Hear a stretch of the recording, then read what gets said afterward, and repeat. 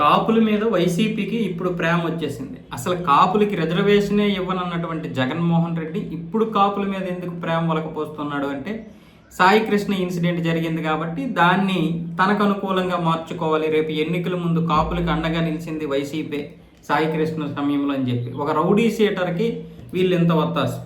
పోలీసులు lockup death చేసేసారా లేకపోతే సజీవ దహనం చేశారనేది ఖచ్చితంగా దాన్ని ప్రశ్నించాలి, దాన్ని అడగాలి. దానికి బాధ్యతల్ని సస్పెండ్ చేశారు ఇప్పుడు ప్రస్తుతానికి సిఐ నాగరాజ్ని. అలాగే అది ఎవరు దాని వెనక ఉన్నారు, ఒకవేళ నిజంగా అతన్ని చంపేసి బూడిద చేసేస్తే ఖచ్చితంగా అతని మీద వేటు అయితే ఉంటుంది. అలాగే దీనికి కారకులైనటువంటి వారందరి మీద కూడా యాక్షన్ తీసుకోవాలి. తమిళనాడులో ఏ విధంగా అయితే పోలీసులకి ఉరిశిక్ష వేశారో ఆ విధంగా కూడా చేసినా తప్పేమీ లేదు. మరి ఇక్కడ రౌడీ షీటర్ కదా మరి ఇప్పుడు ఈయన చేసినటువంటి అన్యాయాలు, దురాక్రమాలు, అరాచకాలు ఉన్నాయి కదా. ఈ 23 సంవత్సరాల అబ్బాయి చిన్నపిల్లోడు అంటున్నారు. ఈ రోజు సిఐ నాగరాజ్కి మహిళలందరూ కూడా సపోర్ట్గా నిలుస్తున్నారు. అంటే ఎంత టార్చర్ పెట్టి ఉంటాడో దాని గురించి ఎందుకు ఆలోచించరు? అసలు కేసుని ఈ విధంగా కాకుండా మళ్ళీ ఇప్పుడు దీన్ని కులానికి అంటగట్టేసి కాపులకు మేము అండగా ఉంటాము, కాపుల్ని మనం ఆదుకోవాలి, ఒకరు ఓదార్చుకుందాము అని చెప్పి ఈరోజు తూర్పుగోదావరి జిల్లాలోని కోనసీమలో బొత్స సత్యనారాయణ ఆధ్వర్యంలో జరిగినటువంటి మీటింగ్లో కాపులు ఒకరు చూసి ఆశ్చర్యపోయారు. అసలు ఇదేంటిది, కాపుల గురించి వీళ్ళు మాట్లాడేస్తున్నారని చెప్పి చాలామంది మీటింగ్ ఉద్దేశం ఏంటో చూద్దామని వచ్చారు. కొంతమంది వాళ్ళు పిలిచారని వచ్చారు. వైసీపీ లీడర్స్ కొంతమంది వచ్చారు. వాళ్ళందరినీ కాపులు అనుకుంటున్నారు వీళ్ళు.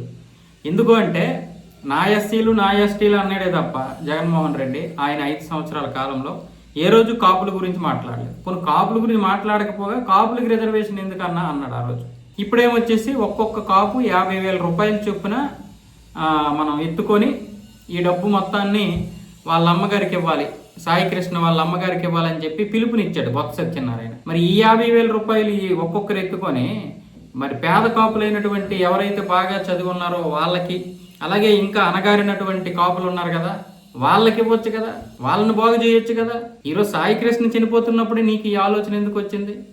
ఒక రౌడీ షీటరు ఏం చేశాడో ఏం చేయలేదో తెలియదు, ఏమయ్యాడో ఇంకేం అవ్వలేదో తెలియదు, బ్రతికే ఉన్నాడో చనిపోయాడో తెలియదు.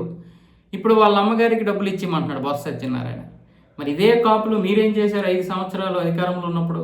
ఈ కాపుల్ని పట్టించుకున్నారా కనీసం మీరు? కులం కార్డు వాడతారు మాటకి, దరిద్రం. కులాన్ని మనం ఎప్పటికీ వేరు చేయలేం రాజకీయాల నుంచి. ఎందుకంటే అసలు ఇది స్కూల్ నుంచే ఉంది పిల్లలకి ఈ కులం అనే జాడ్యం. అది పోనంత వరకు మనం ఏం చేయలేం.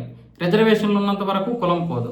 ఏ విధంగా చూసినా కుల రాజకీయాలే మొదలవుతాయి. కానీ ఇదే ఇప్పుడు వీళ్ళు వైసీపీ వాళ్ళు అప్పుడు కాపుళ్ళు వదిలేసి కాపుళ్ళు పట్టించుకోక 2024లో ఓడిపోయేసరికి కాపుల మీద ప్రేమ వచ్చేసింది.